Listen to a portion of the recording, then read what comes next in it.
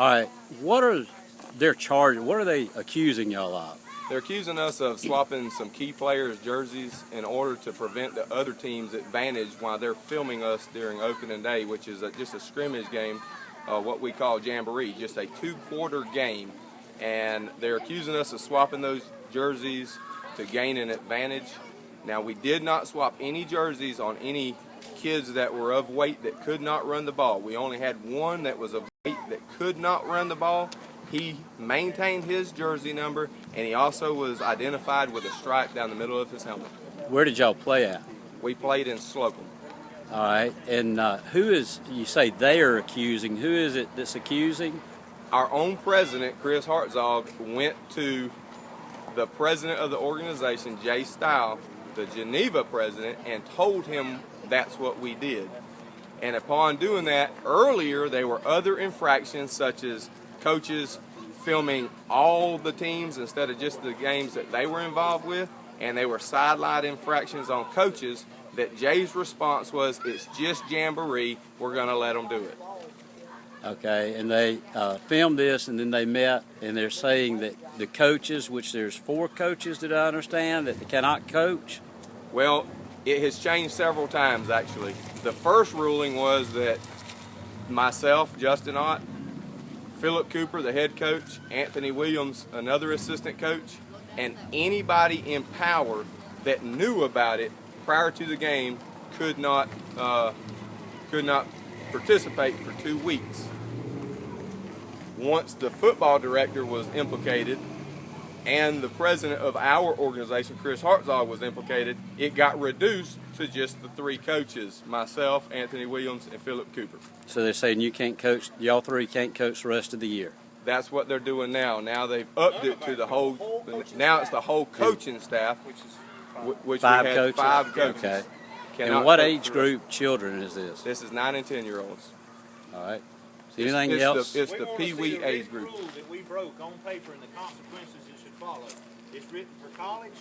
Can't find it anywhere by the rules we go by. That's what we want to see. Do you know what the name of the rules are that y'all go by? The Alabama High School Association rules. Is it Alabama High School? Yeah. He's been a dictator for many years, and we're just tired of it. This is the straw that broke the camel's back, and we're ready to stand up as one unit, as you can see. All right. What reason do y'all give on swapping the jerseys? It's plain and simple. You've got these towns that they make a defense where their only plan of attack is to attack certain numbered players, which one is unsafe. If you got 11 people keying in on number 11, he's going to get hurt. If you train a defense that is a scenario-based defense like we train, then you should be able to get any player, no matter what the number is, who's carrying the ball. So it's to protect our kids.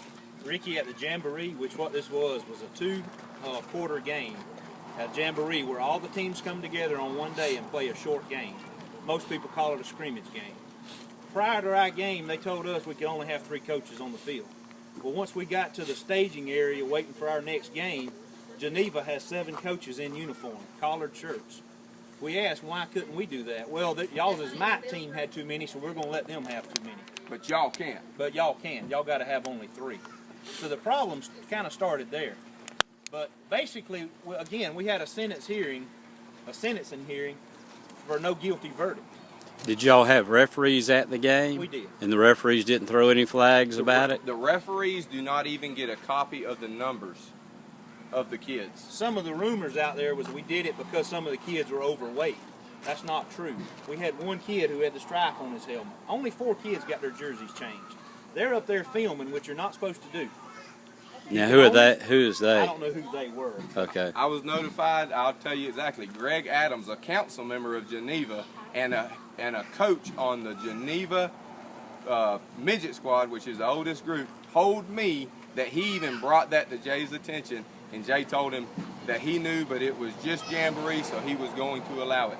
Let me tell you a few other things we got here. As I said, they hold these presidents' meetings, and they don't allow anybody in there.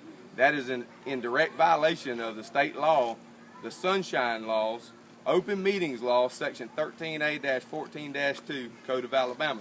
The other thing that we did is we asked for a treasury report. We still have not been given a treasury report. We asked for rules and bylaws. How do you expect us to go by the rules if you got different rules in the high school if we're not provided with those? Another issue is we said, look, we pay money. How is that handled? Each association, there's 8 of us, put in $200.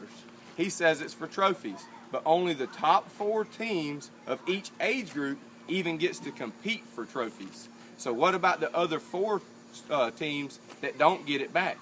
You do not get your money back if you don't get any trophies. So you paid an association fee in order to play.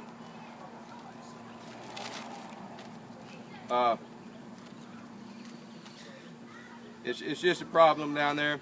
He's been a problem for this organization for a long time. I hate that it's come down to this.